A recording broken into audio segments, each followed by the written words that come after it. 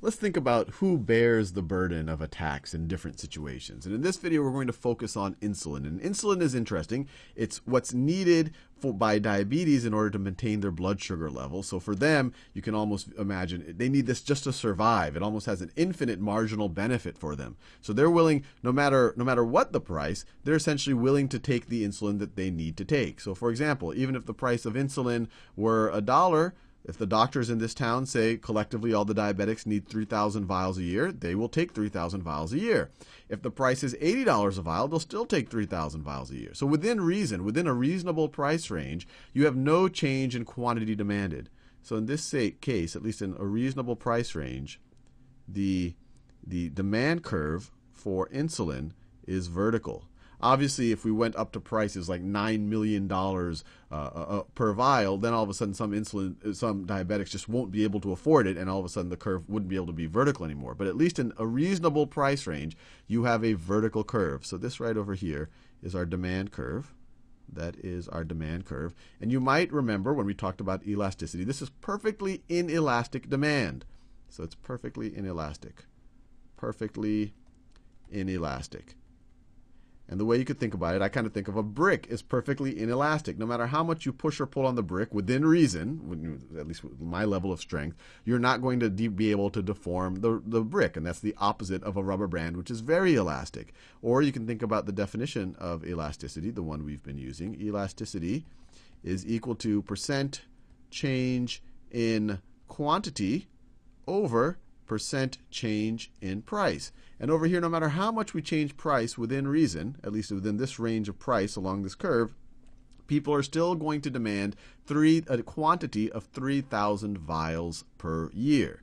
And let me just draw let's just draw a supply curve here. So let's say the supply curve looks something like that. And so if you have, so this is supply.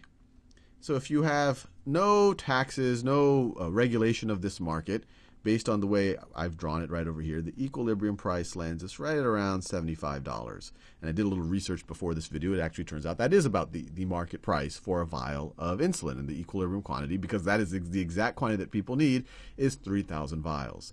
Now, a slightly interesting thing to think about in this situation where you have perfectly inelastic demand is what is the producer surplus and the consumer surplus. So the producer surplus is how much more money they're getting relative to their, you could view them as their opportunity cost or their incremental marginal cost. And here, and we've done it multiple times, this is the producer surplus right over here. It's the area between the price is equal to the clearing price and our supply curve. So that's our producer surplus. Producer surplus. And our consumer surplus is where things get a little bit interesting. Consumer surplus is how much more marginal benefit people are getting than what they are paying. And we've traditionally said, okay, that's the area between the demand curve and the price. But now all of a sudden this area is infinite. This area is infinite. And one way to think about it is that these diabetics get, you could almost say, close to infinite marginal benefit from that insulin. It allows them to have a healthy life. It allows them to stay alive. So for them, it's essentially priceless. But it's kind of an interesting idea that you have infinite consumer surplus. It's not necessarily saying that this is like a great deal for the diabetics. It's really just saying that their benefit is something that they need to survive. If this was just slightly more elastic, so if we were to get maybe to a slightly more real world scenario, in a real world, if things got a little bit more expensive, there might be a few diabetics who would all of a sudden try to lower their dose or something like that. And so the curve in a real world actually might have some very slight elasticity. It would still be a very steep slope, but it would actually have some slight elasticity. And so you can imagine if I kept taking this up and up and up, then at some point it actually would bound the area. But it would, so maybe it goes up here. Maybe, if this was like $2 million up here, then the demand would go down dramatically. But it would be bounded. But it is a very, very, very large consumer surplus. Now, with that out of the way, let's think about what happens if some misguided politician decides to tax insulin. Obviously, a very bad idea, and nothing that I would ever advocate, but let's think about who would bear the burden. I think you could probably guess who would bear the burden if you had to put a tax, but we'll actually see it. We'll think it through with our supply and our perfectly inelastic demand curve. So what ends up getting passed is a tax of $10 per vial. And I'm just making it, instead of a percentage, I'm just doing it as a fixed amount so that we get kind of a fixed shift in terms of the perceived supply price. So for the producers, this is what they need to get. If you want them to produce 3,000 vials, they need to get $75. If you want to get them to even produce that first vial, they need to get $60. So what the producers need to get plus the tax, we can draw a new curve, and we've done this multiple times. So for that very first vial, the producer needs 60, but then you add the tax there, it's going to be $70. For 1,000 vials, it looks like it's going to be, I don't know, 60 something. You add the tax, it's going to move up to here.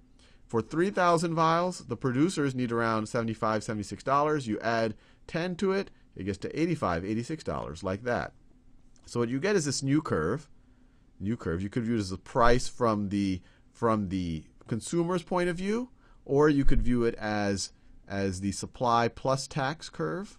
So I'll call this the supply plus tax curve. That's hard to read, but that says tax right over there.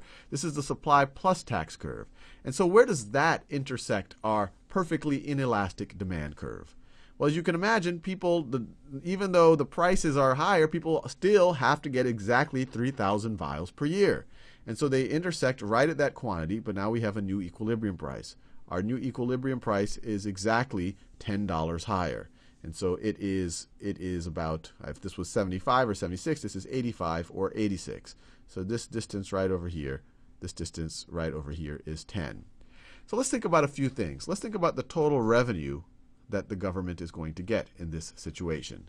So the total revenue is going to be that $10 times the 3,000 vials per year, times 3,000.